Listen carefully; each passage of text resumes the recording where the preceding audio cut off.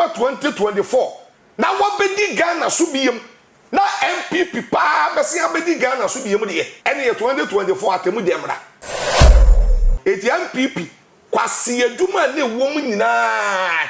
a na ewo NPP mu nyina obisi Adorye no ande man Gramia is a showdown honorable Kennedy Japan kan ho asem na afei ankasa na AC ensem ACC na gisaha na yedi bi ebesom ama wo atiase aha Djka Nyansapo TV but more than so be subscribe to channel no press the notification button for more videos. Kumchacha akika nsem bebre in fact o se Hopeson Adorye sebe ohun kwase asem a wadie enti ena Kumchacha kasa ansana no me di breakdown no ebe bro no wadaroma mame enkamfo neria cleaning and laundry services emfa emau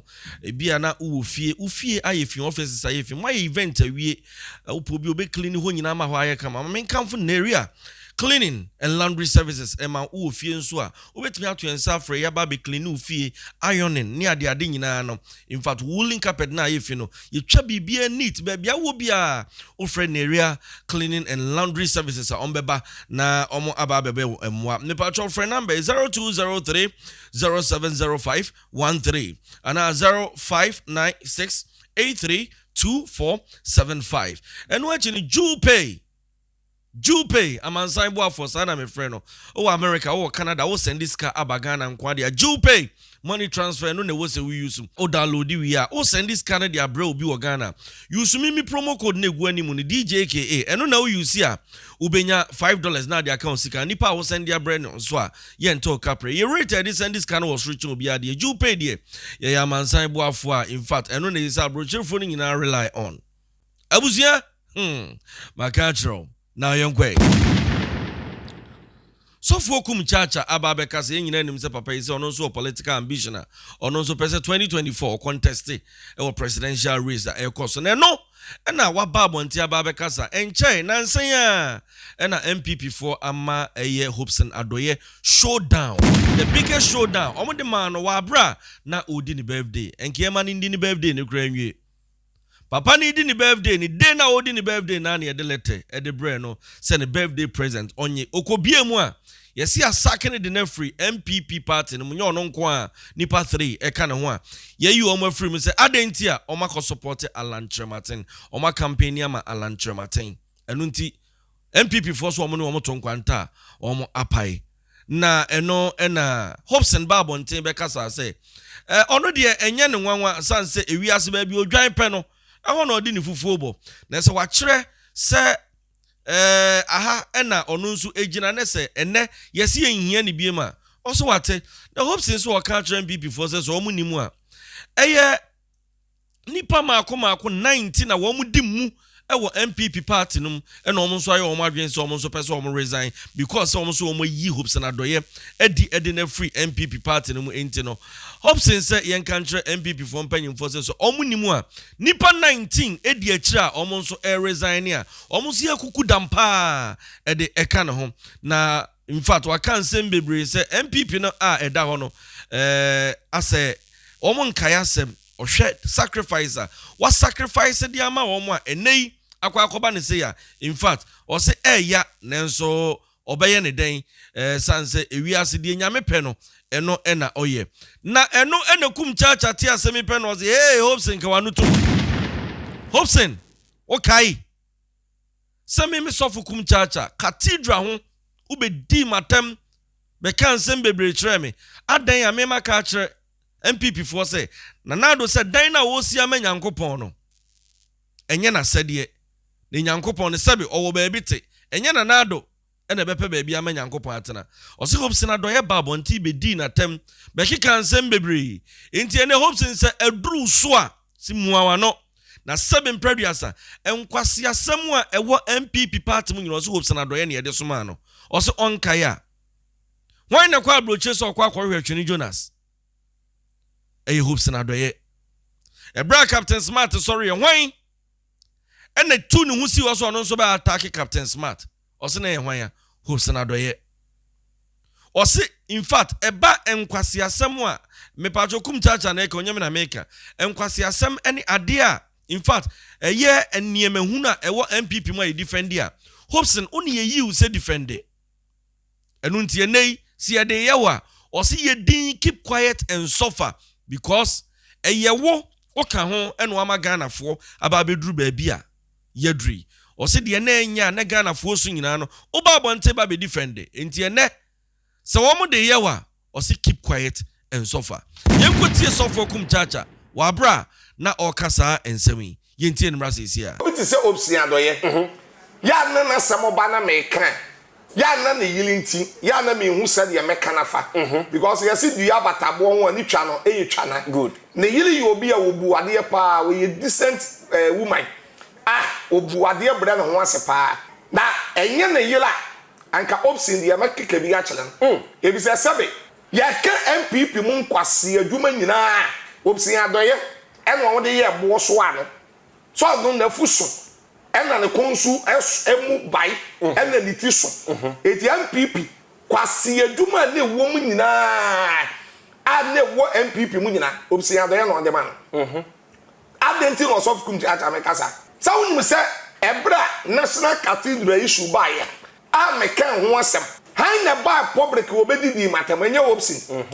Hopeson Adorye obekere na adwene dabi obedidi matam ama OKFM kura wasan fure besi so abeka sempoto bedi matam but Hopeson no yobi a kwase adwuma bia wo NPP mu bia said na funa so no ani ni ti na so no eni ne kon ne said ya wayiri ni ti no kwase adwuma bia ye hwe nanim a ye so Hopeson wo na fata oje enye Hopeson Adorye en ofu pray ko America so ko hwe twani Jonas nokre ono a okaso ko okodi ono so eti di America nokre an enye nokre okay eti Hopeson Adorye sabe okono ano konya plane crash ano wi ya ankenye jimiye ano do US wono ano obi ko plan na ankenye jimiye eti media sofu Kumchacha me hu se kwase adwuma wo NPP mu nyina Hopeson Adorye no de ama no eti ana all the same kwase adwuma ne so aketu ya ma no na ya ma ne red card se won wayi na furi mu a ne kwase ya na agi ni dwan Professor Adorye we are so okay there MPP constitution ana edimam de ya adwuma enti MPP for kwa nya ebo nya se bia wa ya de bi na ma yesa eti na me se ne kwase ya na agi ni dwan na ka sebe mpre bi asa osofu Kofi Oduro alabasta ebre bi Hopeson Adorye betake papa na aba kicken some fa ne ho adenti a wakoka abanyasem and this war power na MPP for opposition na wo pe obi a na otumi kasa pa etre na dwen kicken sem hunu a Hopeson Adorye kan what ase na wo no kan but then na de mo papa wa na wo bi nso kire na dwen kire na ni suade hunu a wo de osole ya na didi na tem eti me de osofu Kumchacha enye me ya baako dabi masa prophet o ye candidate o free enye we ya how masa enye me ya baako si apam Hopeson Adorye san kwase adwuma no ye na so aketu ya no de ama no awon se wono na kwase adwuma ya na fata no ene ye de ho krata de ama no eno no hey prophet Pacha don't hope so I was be na asa wo dabi sentina makase we me de ama na tufuo bo ansa na yili you be a gifty facha me gifty facha me na yili you be a me respect na yili bu na yili me hu na yili kura na me fele eti na we me de ama na tufuo bo we ye tufuo bo eti na yese wo hen on to dame yeah say Hopeson wo ye politics ana me so se me gina politics ana me kan bi ana wo ba be condemn ya be didi matama be kensem hunu ana ne de aba ana ne ba de du ye no bronsam so onye red card non conflict party no ene ya pam no aye dwe Kumchacha no nya sam keto a emfa nani abri ye pa wo se da bi Hopeson Adorye aye sa ne ma na che enti enese aduru ho a omu ana no oni bibia aka ense so oka bibia sanse oka ho ene Ghana aba beduru ba bia yedri anso culture honorable Kennedy Akompreko e Japan se onim no mamusuo bono no campaigni e de ma MPP a o se ne political ambition no akwawie ya papa Kennedy Japan afutu a mede ma ne se wo moa na NPP fo nko opposition da bibinia masa asama okay masa merci listen to me meteo ade ti a Honorable Kennedy Japan me pena sam no aye na doye aye aduma wo biebie aye na doye ne papa ya papa ne ye eti me pena sam ana youth no so pena sam pa eti ya papa Kennedy Japan so man nani da wa that bia under say 2028 and 32 obetumi abaye president but say what otena ho na bawumia etumi lead 2024 na bawumia abaye president ya papa Kennedy Japan to me be president bi sunsun no sa na ekono in spiritual realm no sa na ekono presidential ambition sedeno eda Kennedy Japan so ya papa na dan so ema NPP amanyiku ema NPP okay what I say eti omwa na NPP for nko opposition 2024 sa otumi kwa na NPP for nko opposition 2024 no no ekwan na bi obi a yeraba omia akone nchen aka kene so omia kamom no monya campaign na wo kase wo de futu ma no unim se wo de ntitimu eba NPP amanyiku na da bi nipa de se wutumi use nipa metumi ni wadi nkomo ba madwen ene makoma ene mitirimu nim what I say go be see papa Kennedy Japan ko gina platform so ena magi atom na papa uhun se wa enya papa enye tom ne nya papa professor na okay na okay bia na kuma masa na won to abenye onwa na be ye ena we che 500 we che 400 we che pato ade ni ana ye me ya se ye wo bi ye national security any other yokofo ni police ID na ye to aba ye tumi chiche scan so ye ntumi nche won what I say that your papa Honorable Kennedy Japan ji awaji atum no mesin free na kuma eti omwa na NPP fo ni nko opposition 2024 eno de nanim no o chance eno no megidi se watie waka nsem bebre e de actual Honorable Kennedy Japan Japan say enye den a obeba be president na emum so we na adwen so obe campaign e de ama proye ne kankan a ekoso idi a o say in fact ebe ha adwen yie pa sanse ohwe eniema ekoso na enye na Kennedy Japan so eye nipa bi a youth no epena asem a obi a bepese dachi bia no obeba ba bedi o men anim enu nti ma onfa no ho enkobo NPP current administration in the ekoso na onhwe so na said ebe ya 2028 no ono so betimi ababefro Ghana abanwa no enu achi we na me friend bomb Kumchacha sese ba omia pa beba bedi Ghana man so de ene nka atemu dansi NPP pa beba 2024 na wabedi Ghana so biem na NPP pa besi abedi Ghana so biem de ene 2024 atemu demra yes atemu demra bompaye osofu bompaye satemu dansi na da atemu dansi ade pato atemu da me na me ye na da NPP ede nti na ni kwase NPP sa to aso dabio menu amese NPP basi aba power 2024 de atemu demra na wiase no asase wura mefa na asase na bibi atontwa anyesa bra ye bebre 2025 hwe Dr. Bawumia de yedabia me soft Kumchacha meka waye nchenkura wayilem adai na enye Dr. Bawumia na Mahama ye vice president Mata Mes no na wo be president ye di no Dr. Bawumia ka kire John Mahama say owonim die e wo sebe nyanse bia ye de boa wo man a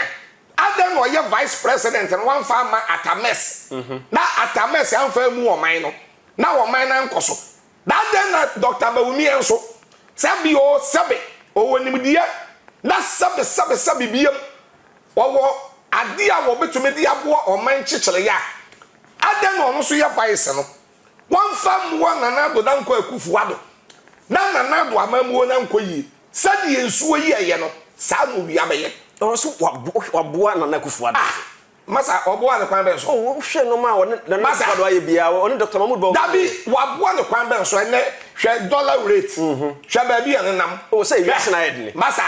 Sa asam na ye amoka. Russia Ukraine war. Basa eyan kwase akeka. Oh, Rob. Obi obaka bibia onim nya so akwase a. Russia Ukraine. Dabi Masa. Robert. Oh, young into Russia. Corona Saba. Yes, want to me when you are say occasion. 2020. Yeah, beside NPP for 1.4 Saturday or man go ya. Russia, Ukraine, 21. Russia, Ukraine, 22. Russia, Ukraine, 23. Russia, Ukraine. If you do what you do, I know what kind of Russia, Ukraine. They say NPP for you're from AKA Russia, Ukraine. BBI Russia, Ukraine. 2024 NPP for and the Emperor Power 2024. And you may bomb fire to Demra, New Yasin. Kumchacha, I don't know. And yasam get to Wakikabi. Yasamo. Yasam get to Accra. Politics. Zimbabwe. So my way say Mubaju, Debbie Asayameka. And yasam get 20 or no, and our church and Adorye. Abubona Adorye Diama Baumia Baumia Cradie. Or no, the Enka on sample emphata. San say, Emrebin some or catcher John Mahama. Sir John Mahama won him Diabia. Adan one farm wa atamels wa bra. Now or your vice president. Tiene onozu said the same question. Or say, I'm putting it to you on the pink sheet. So unsu won him Diabia 8 years of Nanado governance. Adan also one farm wa ene economy no atetia is a kuntebe. Enunti oba na dien ena abeye. Or say drive and put anye ye nanimate. Ebusianfo hana me do be see making sure so be subscribe to channel no Djka Nyan Support TV now so what press notification button for more videos aha and na me do ebesie ye be sign edensem for ababe so na make out say music breakdown also e wo ho a eno so me de ebe bro me pa cho subscribe share and leave your comment bye bye.